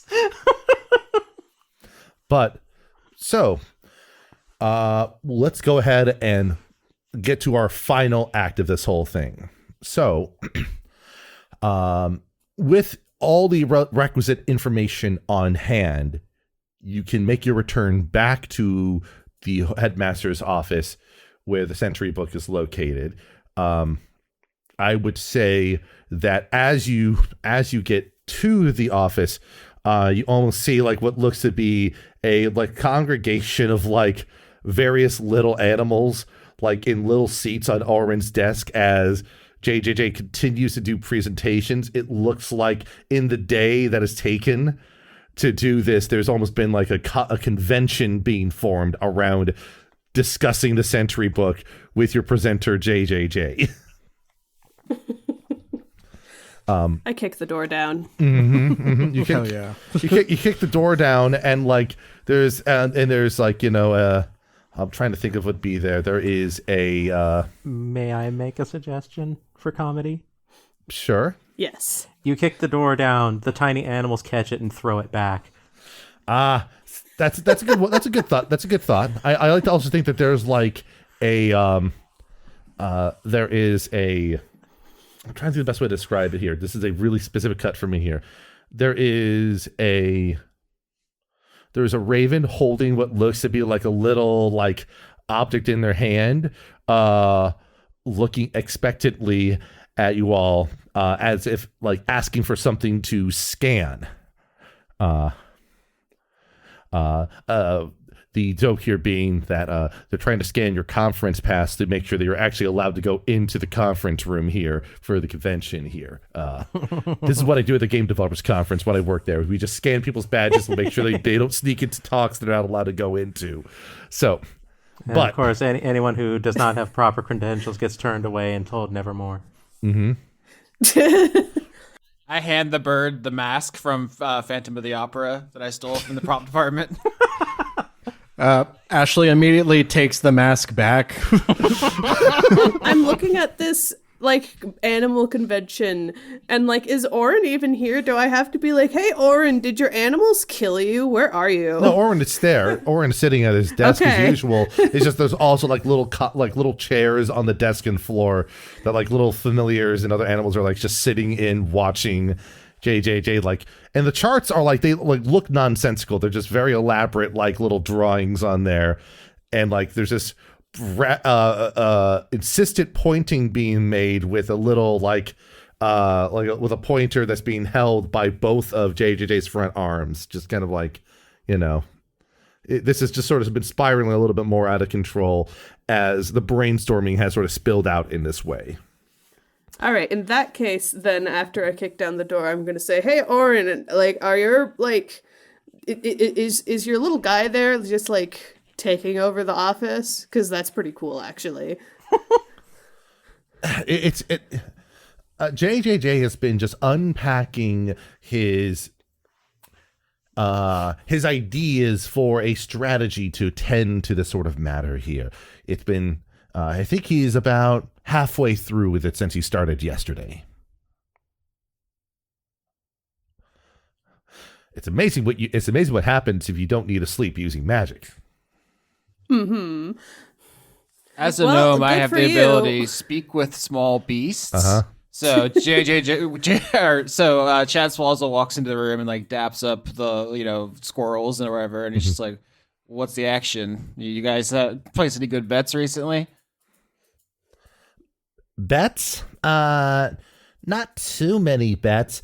I mean, listen, I bet Jake over there like 45 acorns, that this talk is going to end before the end of the day today. That bet's not going to go over well, so I don't want to talk about that too much, all right? I'll take that action. I stole 10 gold pieces from the thing Eclair did with where I was selling beverages and stuff. It was a whole thing. I have it in my inventory, 10 gold pieces.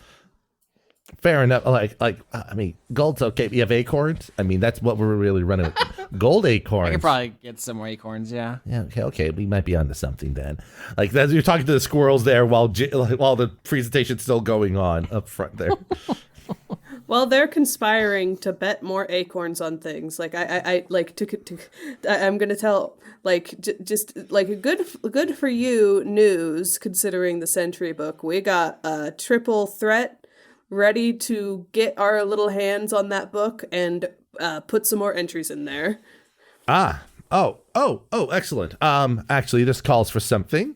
It's like a little clap of Orin's hands, and like little hats appear on each of your heads. What kind of hats? Whatever you want them to be. You performed a hat trick, so you just get rewarded accordingly here. Yankee fitted. Like, I mean, it's got to be like one of those. Like, I don't know what it's called.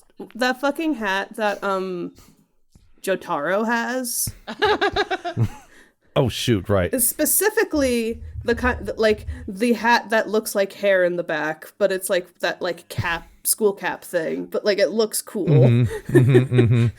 It's like a Japanese naval officer's hat, right? It's kind of like that, but also looks like hair in the back. Effectively, like it just sort of like merges into that in some way. It is a very interesting. It's a brimmed hat, like a front brimmed hat, like a baseball cap.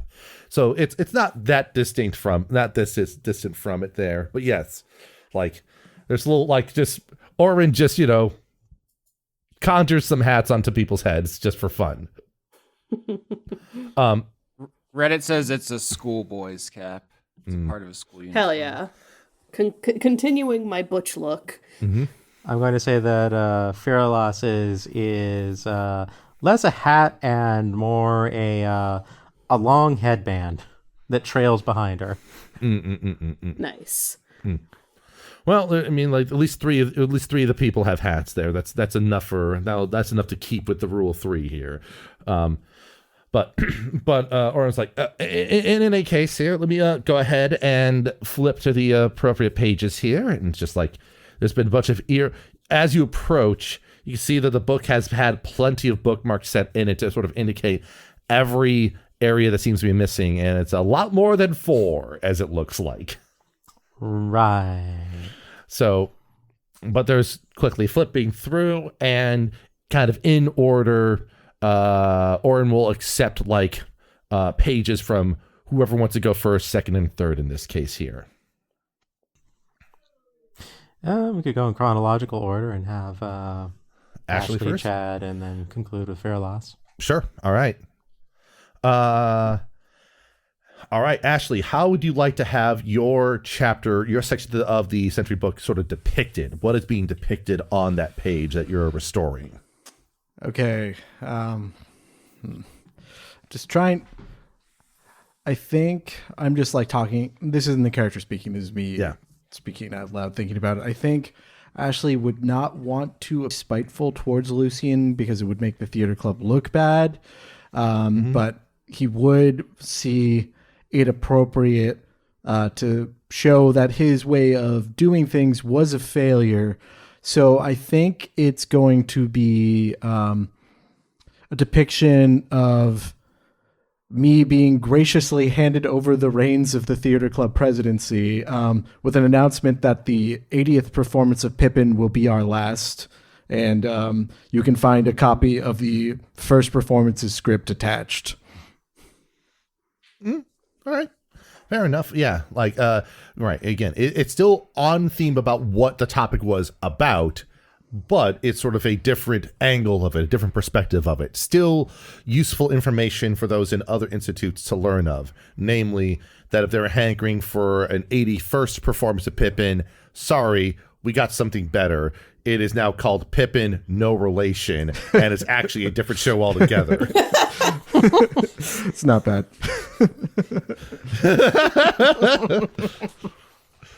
All right. Chad, how does your section of the book become depicted as you sort of like put your hand on the page and allow it to fill out? I already described at some length about the game-winning kick being actually Chad's mangled body instead of the ball. We also have Eclair doubled in size from the enlarged spell instead of our star player who should be in the picture. So it's just like you have to look at the pixels to see that we've we swapped them out for a simulacrum. But you could almost describe it as like a tribute to the game-winning goal as performed.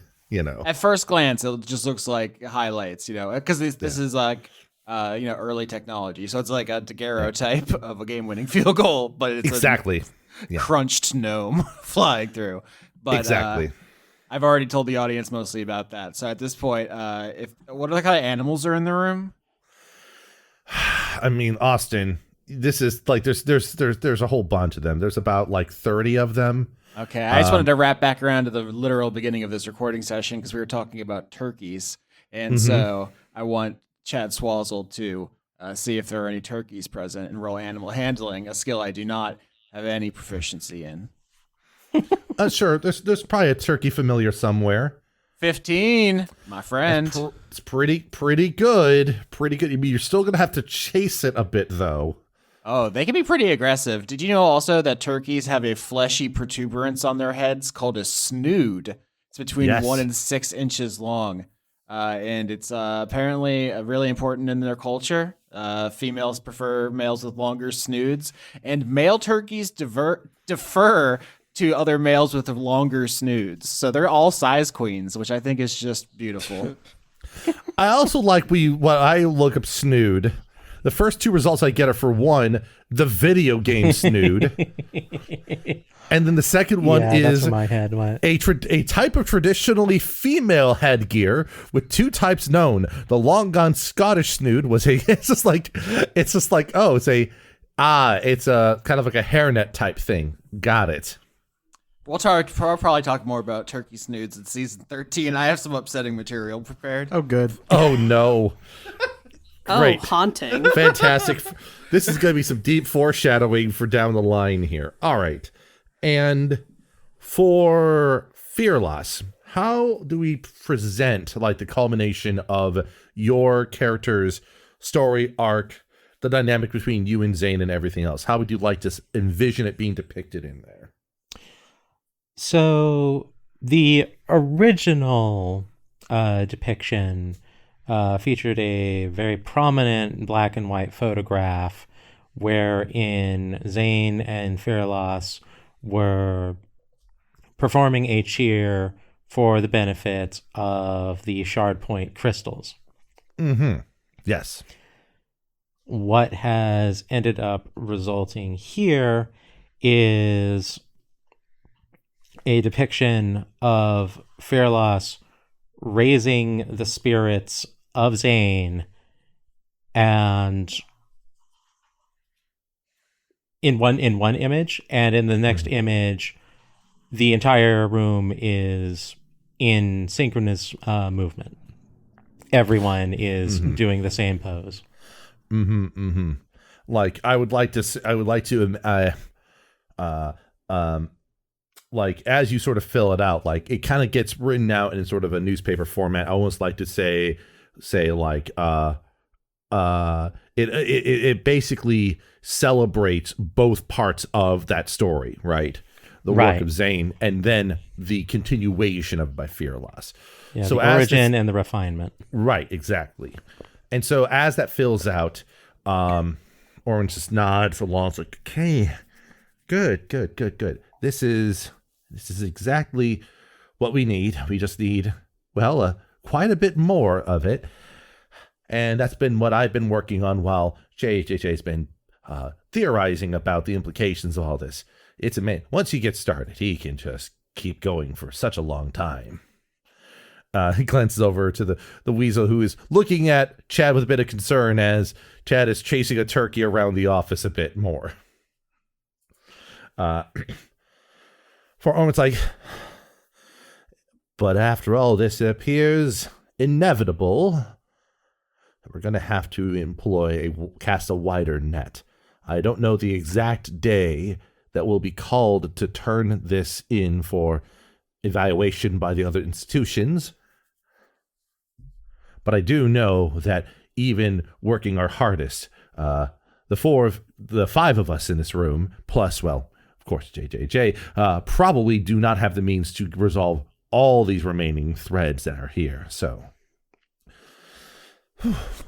what then do you propose? Well, we are going to need to enlist the work of others in the institution, and we need to maintain a certain degree of discretion about it because we can't let information get out. But I think we now know how we can fix this. We just need to do it. I'm sorry, Headmaster. I am going to be busy. I'm playing Charlemagne in Rent.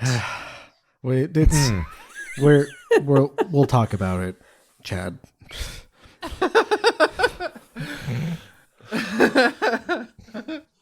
As long as you don't interrupt my training time next time with my girls, then, like, if you need some more, like, preppy help bullshit with your stupid century book, like, I can do it. For getting out of class. Yes. About that, I believe you are currently 26 hours late for Bastion economics, it looks like. So I think if you take your time, you might arrive there just in time to be 48 hours late tomorrow. So right, I have to go to that one, actually. Okay, I'll be fashionably late. Be like 2 days late. It's like, no, sorry, teach. I'm here for last class's lesson, actually. I'm just that cool, you know? Yeah. I don't, again, there might be a chance to bring any of you in on these endeavors, but I assume you all have your own matters to tend to, things to be busy with.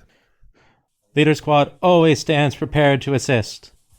The theater club, if we don't have a performance that night, we can make some. We have a lot of matinees, but you can see this. Check the schedule and let me know. a lot of presidential duties here. Apparently, Chad's going to be helping me in his way, so that's good. But we're happy to assist. Just never let him have your keys. If you hand him the keys, like, he'll have it for a year. He's barred from holding any office.